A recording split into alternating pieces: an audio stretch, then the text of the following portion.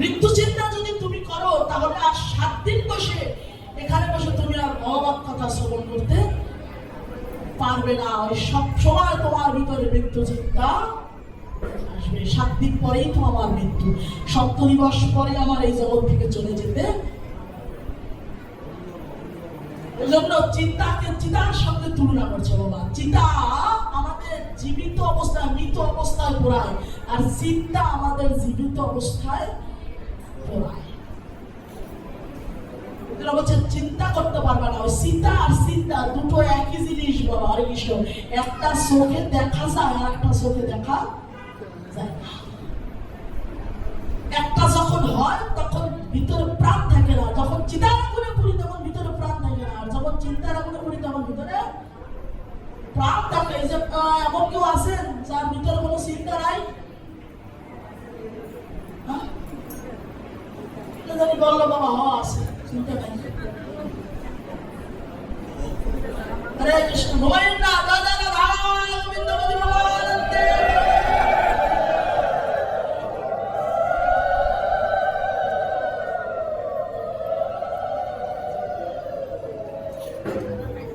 চিন্তা মানুষকে মৃত্যু অবস্থায় পড়ে, অর্থাৎ যখন জীবন থাকে না নির্জীবন, আর চিন্তা জীবিত অবস্থায় পড়া। এজন্য বলছে চিন্তা করতে পারবা না। চিন্তা করলে আর তুমি সঠিকভাবে ভগবান কথা শ্রবণ করতে পারবা না। ওই মনটা চিন্তার দিকে যাবে। মন তো একটাই বাবা, কয় দিকে দেবো আমরা বাবা? মন বিভিন্ন দিকে ধাবিত করি, একটার সাথে আরেকটা বাবা মন বিষয় বলে, কিন্তু না, মন তো একটাই, বিভিন্ন দিকে ধাবিত হওয়া যাবে না। খুব চঞ্চল মন বাবা।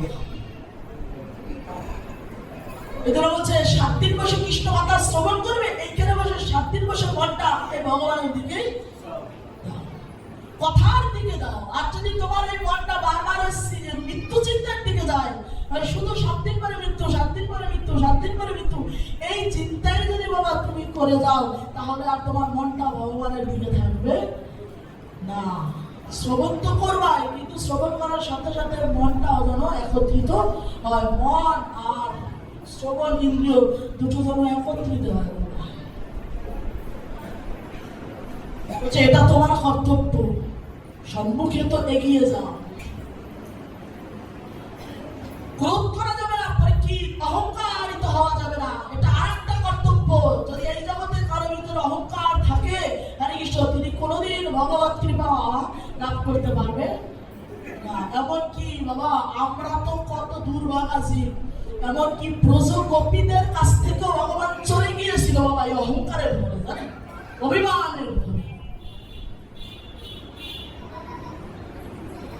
রাসের মঞ্চে যখন ভগবান তাদের ডেকেছে, তখন তারা ভেবেছে বাবা আমরা যখন ভালোবাসি ভগবানকে, কানাইকে, ভগবান বোধহয় আমাদের অতটাই ভালোবাসে। এই জগতে আমাদের মতো এতটা ভালোবাসা অন্য কেউ বোধহয় বাসতে পারে না, আমাদেরকে বোধহয় এত ভালোবাসে। এই যে বাবা একটা অভিমানের কথা, আমি পারি, এইটা তো অভিমান করা। আমরাই পারি, আর কেউ পারে না, এটা অভিমান না? বলছে গোপীরা বলতেছে হরে কৃষ্ণ যে আমাদেরকেই যতটা ভালোবাসে অন্য কেউ বোধহয় এতটা ভালোবাসে না। আমরাই যতটা ভালোবাসি এইরকম বোধহয় ভগবানকে অন্য কেউ বাসতে পারবে না। এইটা বাবা অভিমানের কথা, অহংকারের কথা। আমি পারি, এটা গৌরবের কথা, কিন্তু আমি একমাত্র পারি, আর কেউ পারে না বাবা, এটা তো অহংকারের কথা। যদি বলি আমি একমাত্র পারি, আর কেউ পারে না। সেদিন গোপীগণের কাছ থেকে বাবা ভগবান চলে গিয়েছিল।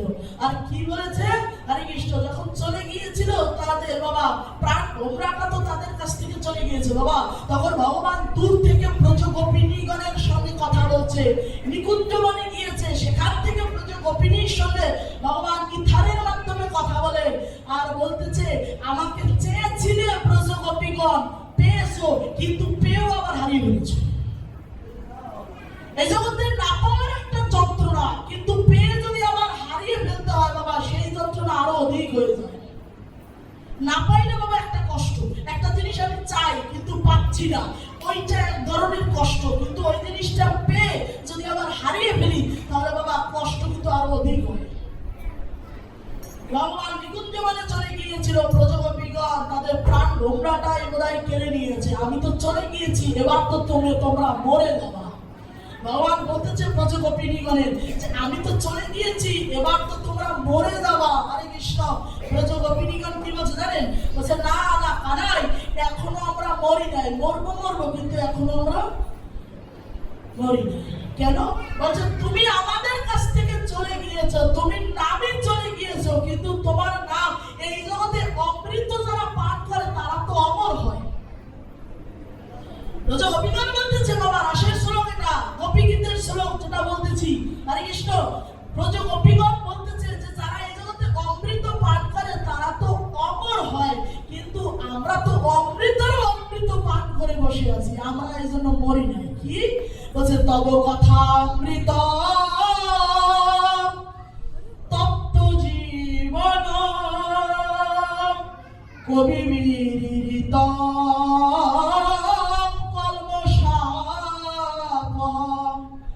শ্রবণ মঙ্গল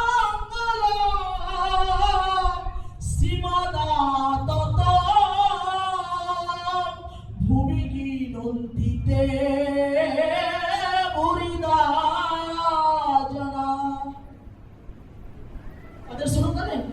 গোপী গীতের গোপীদের শুনো। তব কথা অমৃত, এই জগতে অমৃত পান করলে তো অমর, কিন্তু আমরা অমৃত থেকেও অমৃত পান করছি। কি অমৃত? বলছে তোমার ওই কথা অমৃত। এই জন্য বলছে মরে গিয়েছি না, এখনো আমরা মরি নাই, তোমার ওই কথা অমৃত আমরা এখনো পান করছি। তুমি চলে গিয়েছ, দেহটা তো সিদ্ধ হয়ে গেছে, পিপাসাগ্রস্ত জীব আমরা। ব্যাখ্যা করছে, মহানগর ভাব দিচ্ছে, আমরা পিপাসাগ্রস্ত জীব। এই জগতে যার বাবা খুব পিপাসা পায়, আপনার যদি কোনো পিপাসা পায়, খুব তৃষ্ণা, গলাটা শুকিয়ে যাচ্ছে, এইরকম ভাব, গলাটা আপনার শুকিয়ে যাচ্ছে, এইরকম একটা ভাব। ঠিক ওই মুহূর্তে আপনি কারো কাছে একটু জল চাইলেন, হরে কৃষ্ণ, আবার ঘুমায় জানি তাই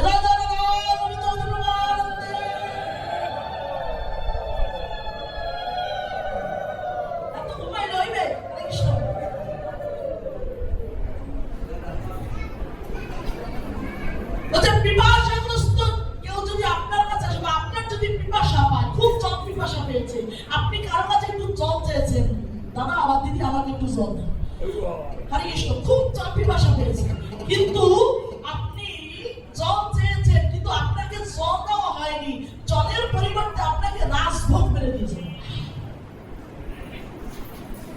দিছে কিন্তু ভালো না, দিয়েছে কিন্তু ভালো বস্তু, রাজভোগ, কিন্তু আপনি চেয়েছেন এই মুহূর্তে জল, কারণ আপনি পিপাসাগ্রস্ত। এখন আপনি চেয়েছেন জল, কিন্তু দিল আপনাকে রাজভোগ, আপনার তো বাবা উল্টে তার প্রতি একটু বিরক্ত। কেন? জিনিস তো বস্তু তো ভালো বস্তু, রাজভোগ দিয়েছে ভালো ভালো মন্ডা মিঠাই, হরে কৃষ্ণ, লুচি, চিনি, সরপুরি, ছানা, লাড়ু, পোয়া, যা যা আছে বাবা, হরে কৃষ্ণ, পরমান্ন, পুষ্পান্ন, যা যা আছে বেড়ে বাবা বড় থালায়, সোনার থালায় আপনারা দিচ্ছে, ধরুন স্বর্ণের থালায় আপনাকে বেড়ে দিয়েছে এই সমস্ত ভালো ভালো বস্তু, কিন্তু আপনার এখন এমন অবস্থা, যদি জল না পায় ওই জায়গায় মৃত্যুবরণ করবে। কি বলছেন? হরে কৃষ্ণ, এটা আমাকে কি দিলেন? আপনার কাছে এগুলো চেয়েছি, দিছে কিন্তু ভালো জিনিস, কিন্তু ওই মুহূর্তকালে বাবা আপনার ওইগুলোর কোনো মাহাত্ম আছে, মূল্য আছে, বুঝে না? ওই মুহূর্ত, যে মুহূর্তে আপনি পিপাসাগ্রস্ত, তৃষ্ণার্ত, ওই মুহূর্ত যেমন অন্য কোনো ভালো বস্তু কোনো মূল্য নেই, মাহাত্ম নেই, শুধুমাত্র জলেরই মাহাত্ম। ব্রজ গোপীগণ বলছে তপ্ত জীবন, আমাদের জীবনটা দেহটা সিদ্ধ হয়ে গেছে, এই জগতের অন্য কোনো কিছুর মূল্য নাই, একমাত্র তোমার ওই হরিনাম কৃষ্ণ নামের একমাত্র মূল্য আছে, এই জগতের অন্য ভালো কোনো কিছুর মূল্য আমার নেই। বাবা কথা তপ্ত জীবন কবি বিদিতম কলমশাপহম শ্রবণ মঙ্গলম শ্রীমদাততম ভূমি গীনন্তিতে ভুরিদাজনা। শ্রবণ করা মাত্র মঙ্গল, তোমার কথা, অন্য কিচ্ছু না বাবা। কার কথা? তব কথা অমৃত। এই জন্য বলছে ওই অমৃতময় কথা রস আস্বাদন করো। রাধারানী কেউ বলেছে, রাধে ওই যে নাম যে আস্বাদন করছো, ওই নামের এতই তেজ, বারবার তো তুমি ওই নামকে ধরে ওই কৃষ্ণকে, তোমার কানাইকে, ভ্রমরকে দেখে দেখে তুমি তিরস্কার করো, আবার এই নামটা নাও কেন বারবার? রাধারানীকে জিজ্ঞেস করছে যে এই যে নাম, কৃষ্ণ নাম, এই নামের দিকে তাকিয়ে তাকিয়ে, ওই ভ্রমণের দিকে তাকিয়ে তাকিয়ে নামকে ধরে তুমি এই প্রচন্ড নন্দনকে তুমি তিরস্কার করো, ধিক্কার জানাও, কিন্তু এতই ধিক্কার জানাও তারপরও তুমি কেন বারবার ওই কৃষ্ণ নামটাই জিহ্বায় নাও? যাকে এত উচ্ছা দাও, এত তিরস্কার করো, তার নাম বারবার নেও।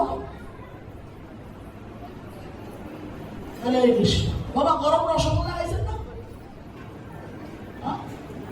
একেবারে গরম, শিরা গরম, মানে মুখে দিদির মনে পুড়ে চাই, হঠাৎ করে মুখে দিছে বাবা, ধরুন ভুলবশত মুখে দিছে, ভুলবশত মুখে দিলে এখন আগে টের পান নাই, যে মুখে দিয়েছিল তখন টের পেয়েছেন যে গরম, বাবা এত গরম, ইচ্ছা করে মুখ দিয়ে ফেলে দিল। ইচ্ছা করতেছে মুখ দিয়ে ফেলে দেয়, কিন্তু বাবা ফেলেও দিতে পারি না, কেন জানেন? ওই যে এতই রসালো, এতই তৃপ্তি, এতই মিষ্টত্ব, ইচ্ছা করে আবার গিলে খাই। রাধারানীর ভাবটা ঠিক এইরকমই, বলছে ওই নামের এতই তেজ, বলছে বিষের থেকেও বিষাক্ত, আমার অমৃতর থেকেও অমৃত। একবার চাই আর নাম নেব না, আবার চিন্তা করি নাম নিয়েও তো না নিয়েও তো পারো, তত্ত্বেই খুঁজো। আখের রস যদি উত্তপ্ত গরম করা হয়, সেই আখের রস যদি মুখের মধ্যে দেওয়া হয়, মিষ্টি রস, উত্তপ্ত রস, মিষ্টি খুব রসালো যদি গরম মুখের মধ্যে দেওয়া হয়, এতই গরম মনে হবে ফেলে দেয়, আবার এতই রসালো মিষ্টি মনে হয় বাবা দিয়ে খায়। রাধারানী ঠিক ওই কথাই বলছে যে নাম এতই পাওয়ারফুল। হরে কৃষ্ণ, যতই উৎসাহায় কৃষ্ণের, যত কিছুই বলি না কেন, নাম না নিয়েও তো থাকতে পারি না। নামের যে এতই পাওয়ার, এতই রসালো। বলছে তব কথামৃতম তপ্ত জীবনম, জীবনটা তপ্ত হয়ে গেছে। কবি বেদিতম অজ্জন ঠিক এই একই কথা বলে। শ্রবণ মঙ্গলম, যা শ্রবণ করা মাত্র মঙ্গল।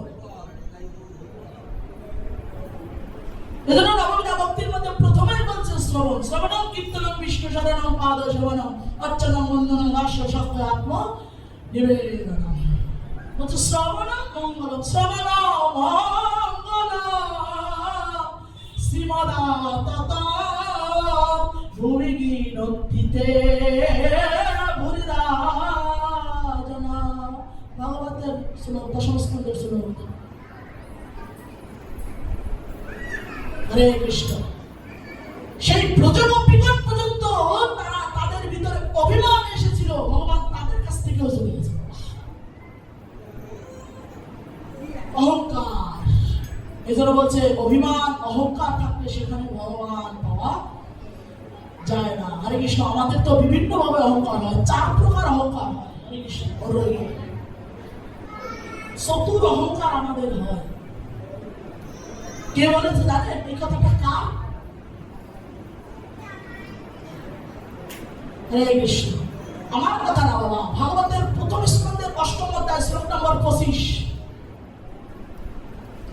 4 প্রকার অহংকার হয় আমাদের। এই চতুর অহংকারের কারণে আমরা ভগবান থেকে একটু দূরে সরে যাই। বিভিন্ন ভাবে বাবা নিজেকে অনেক কিছু মনে করি, অনেক বড় মনে করি। এই জন্য অহংকারকে সাপের সঙ্গে তুলনা করছে। আর যতই আমাদের ভালো ভালো গুণাবলী থাকুক না কেন, গুণ দিয়ে বাবা যত কিছুই বিদ্যান হই, পণ্ডিত হই, পাণ্ডিত্য হই, হরে কৃষ্ণ, যদি দীনতা না থাকে ওখানে ভগবানকে পাওয়া যাবে না। যত বড় বিদ্যান হই, হরে কৃষ্ণ, বিদ্যা হলো একটা অহংকারের লক্ষণ। যত বড় পণ্ডিত হই, কেন কর্ম যোগ ধর্ম নয় কৃষ্ণ বশ, কৃষ্ণ বশ হেতু এক কৃষ্ণ প্রেম রস। বিদ্যার দ্বারা, পাণ্ডিত্যের দ্বারা ভগবানকে পাওয়া যায় না। বৃন্দাবনে বাবা তো কত ভজননিষ্ঠ বাবাজি আছে, তাদের চরণের কাছে কত বড় বিদ্যান, কত বড় জ্ঞানী, কত বড় পণ্ডিত, কত বড় অর্থ সম্পত্তিশালী লোক গিয়ে বাবা তাদের পায়ের কাছে গিয়ে পড়ে থাকে।